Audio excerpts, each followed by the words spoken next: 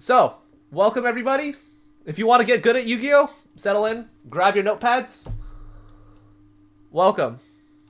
Whoops, that's the wrong button. Welcome everybody to Dueling 101. This is today's lecture. This is Dueling 101. Welcome everybody to Dueling 101. Welcome to today's lecture.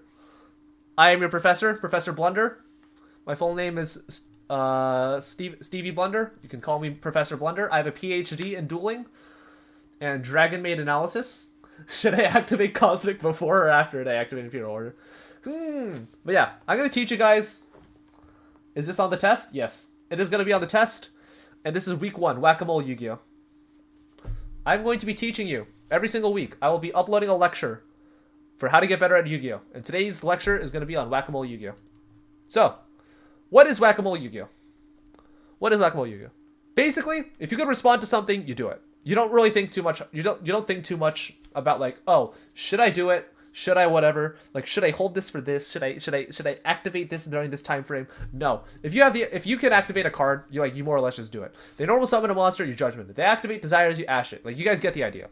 You're just blind negating and interacting. Like, they set a back row, end phase MST. Like, you just immediately just like shotgun your shit. For like no particular reason other than the fact that like, yo, I want to. So, you are bad. And the reason you lose most of your games. If you do this, you are bad. If you play Whack-A-Mole Yu-Gi-Oh, you are the reason you lose most of your games. We've all done this before. We've all just blindly negate cards. Like, there's no way they have this extender, or they have to have XYZ card in order to keep playing. And we just get punished, and either we get a board built on us, or we just get OTK'd. And we're just sitting there, like, in our hand, with our dick in our hand, just like, damn, I got sacked, baby rage. But no, you are the reason why you lost that game. 90% of the time. 9 out of 10 games, you are the sole reason. There are going to be like that 1 in 10. So there is going to be that 1 in 10 of them just like opening the complete nuts and there's like nothing you could have done. But usually like 9 out of 10 times, you could have probably held your interruptions better. And I'm going to try and break down some of the main points in which you can improve how you use your interaction within a duel. So, main points of today's lecture, we're going to identify choke points. We're going to try and possibly create choke points if you feel like you have a good enough read on the board. And saving interactions throughout multiple turns. Let me just timestamp this lecture time. Alright, so, how do you identify choke points? So first, what you want to do, first and foremost, obviously, like, you want to learn what the fuck decks do. Like, you can't really identify a choke point if you don't know what the decks do. Like, Nibiru and Ash versus Dragon Link. Like, yeah, these are very powerful cards against these specific strategies, but using them at the right time is very difficult because, again, these are strategies that have a lot of moving parts and can seem really difficult to interact with, and that the first thing you might want to do is just like, oh, just stop them early or as soon as possible so that they can't pop off.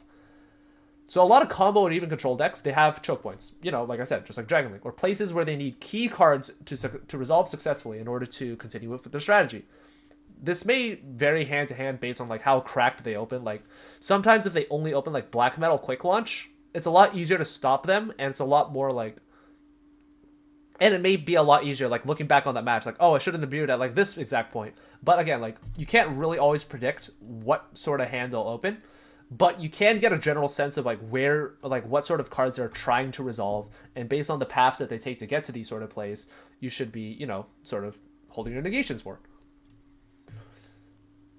Yeah, again, these may vary like hand to hand on how cracked you open, but generally most combo decks are pretty linear in how they play, and the combo paths are pretty easily mapped out. Let's take a look at Bird Up.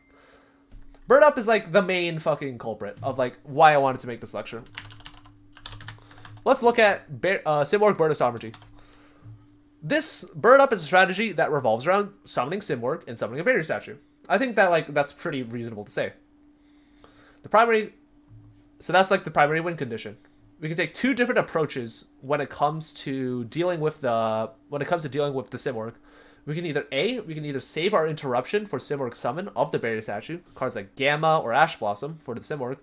Or we can B, try and use it to force our opponent into a board state where they can't really summon Simorgh at all. Now, this is very important. Should I save Ash for the Simorgh board or wait until next turn? I want to save Simorgh. I want to save my Ash after they summon. I want to save it until after they summon. Now, obviously, like, using your...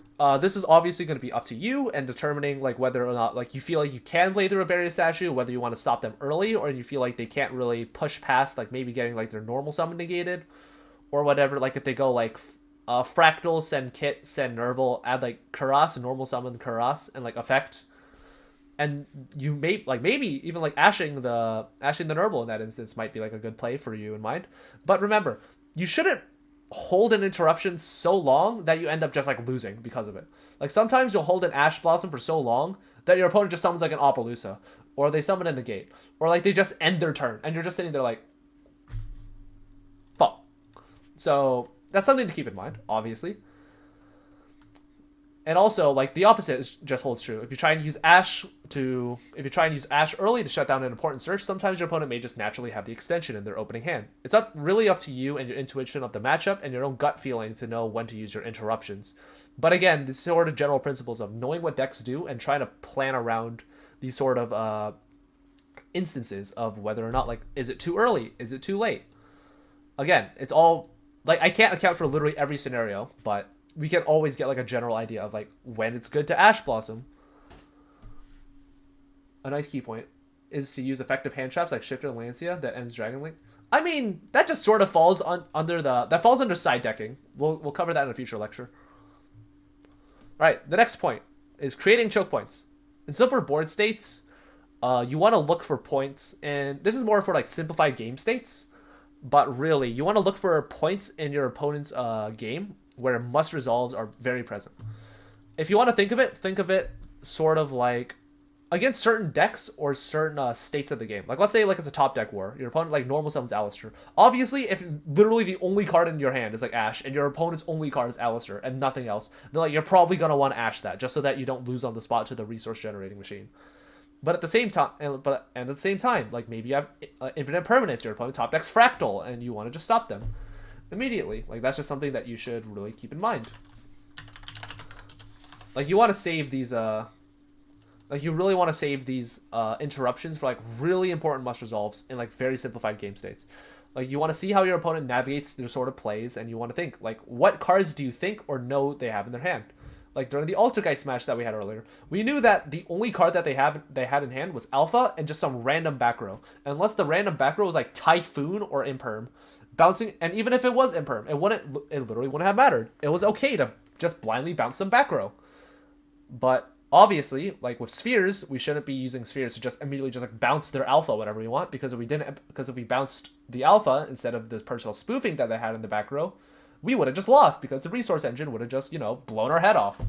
So that's just really important for up to you to determine, like, what do I lose to, and, like, what specifically will, you know, sort of screw us over in the long run.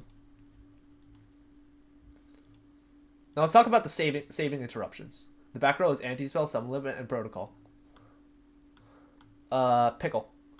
We're gonna talk about saving interruptions. Interruptions, they can be saved for more than just the turn after, like, you set them. Yu-Gi-Oh! Isn't a battle, it's a war. Like, I know that's, like, really cliche to say, but it's a war of attrition. This also sort of falls under the point of, like, playing Whack-A-Mole Yu-Gi-Oh! And, like, the first point, but, you know, whatever. Oftentimes, like, a lot of new players, they'll, like, draw, like, a Torrential for turn, like a Compulse. They'll set it and hold the Ash Blossom. And then they'll immediately try and just, like, use it on the following turn just because, like, they can and they want to. Because, like, why not? Like, I have the interruption, I drew it, my opponent just drew a thing. But just because you can use an interruption doesn't mean that you have to. Just because you draw that Torrential, or you draw that Ash Blossom, or you draw that Compulse, or you draw that Mirror Force, or whatever, doesn't mean that you have to use it when your opponent's trying to, like, combo off. Maybe they're trying to push for game, and holding that Torrential for a board state where they may not have a lot of interruptions, like when they summon, like when a Salamangreat player heavily invests into, like, an access code, which they only play one of, might be a bit better than, like, just doing it on the Summon of Transcode and Update Jammer, even though, like, it technically accomplishes the same thing, but your opponent, again, runs out of a resource that they may have for future turns, which they may use to kill you. Again, this is like a pretty specific example, but it goes for a lot of instances regarding disruptions. Saving them for critical points is generally much more important than using them at suboptimal points in an opponent's combo, or just because you got scared of like a fucking normal summon space connector. It's okay to hold resources for more than one turn, as long as you know what you're saving them for. Again, this falls under the umbrella of just, you know, matchups. Some key takeaways that you should be taking away about this lecture. Don't just slap cards willy-nilly just because you can. Again, just look at what you're preparing for and be sure that you actually know what you're going to, you know, be playing against. And, like, you know, just have your interruptions for, like, I'm going to save Torrential for this specific board state. I'm going to save Ash for this specific board state. Recognize your opponent's strategy, what they're trying to accomplish, and play your cards in order to disrupt them as best as possible. Again, this falls under the idea of, hey, my opponent is playing Dragon Link, save Nibiru for the summon of Bardiche or like whatever. And analyze critical choke points within the combo based on the lines of play and understand how their deck functions. Ashing A-lister might seem good, but at the same time, ashing Nadir Servant might be good as well. But at the same time, if you're holding Ash for so long and your opponent just doesn't have a Nadir Servant and you only want to hold that Ash or Nadir Servant, then that Ash is literally just going to be rotting in your hand as a dead card. You don't want to hold the card too long that it literally becomes worthless just because you want to save it for some niche scenario. Sometimes you may have to fire a hand trap at a point where you feel like you just, you know, obviously don't really want to. But that's just the reality of the situation. That's the reality of Yu-Gi-Oh! It's up to you to make these sort of tough calls. And within time, you'll sort of get an idea of whether or not it's safe or not to. And if you get like topped, and if you save Ash for like 7 turns in a row, you're just like, you know what, fuck it, you Ash the A-lister, and then on turn 8 they draw the Nadir Servant. Then like tough shit. That's like the 1 in 10 where it's just like you play your best, but then it just doesn't work. And yeah, that's gonna be the end of the lecture. Please remember to like, follow, and subscribe. And yeah.